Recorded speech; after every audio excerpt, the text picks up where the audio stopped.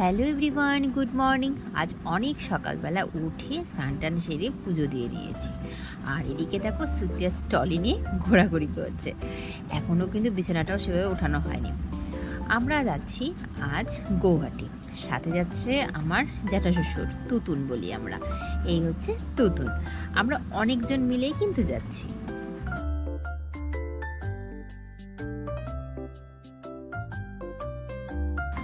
স্টেশনে গিয়ে বেশ কিছুক্ষণ বসেছিলাম, কারণ সাথে আমাদের সাথে যাবে দিদি, জ্যাম্বু, দিদির ননদ আর ননদের মেয়ে অনেকেই।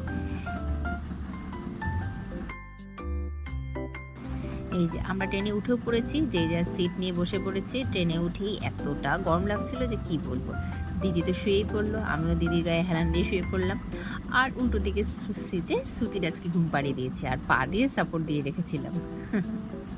যে যার মতো।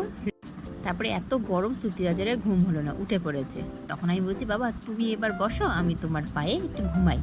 বলছি ঠিক আছে মা। দিয়ে ওর পায়ে আমি কিছুক্ষণ শুয়েছিলাম।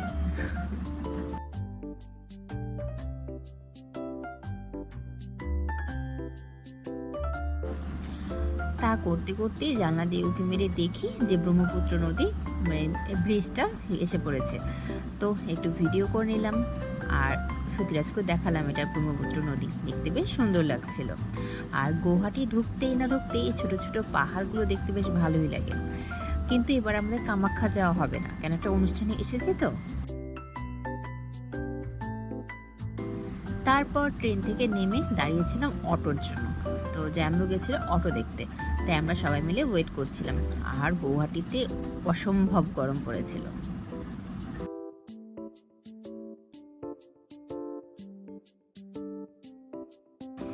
আর এই যে আমাদের ছোট্ট সোনামা, যার বার্থডেতে আমরা কিন্তু এসেছি। আর শ্রুতিরাজ বুনুকে পেয়ে খুব খুশি। আর এটা আমাদের বড় পুচকি।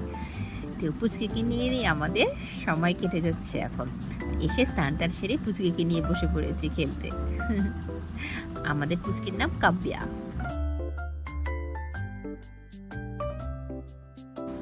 তারপরে তো ফ্রেশ ট্রেশ হয়ে সবার জন্য খাবার রেডি। এদিকে দেখি পিসি নিজের হাতে বেসনের লাড্ডু, পাওভাজি, ধোকলা, খেজুর গুড়ের পায়েস, মিষ্টি কত কিছু রেঁধেছে। মানে পিসি এইসব দিকে না এক্সপার্ট। মানে পিসির হাতে রান্না খেতে মানে দোকানকে ফেল পারবে। কিন্তু আমার দেওরের বউ খুব ভালো রান্না করে, ওর নাম বিবি। ও ধোকলা রান্না খুবই ভালো পারে। তো এসব সবাই মিলে বসে খেয়ে দিয়ে আজকের ব্লগটি শেষ করলাম।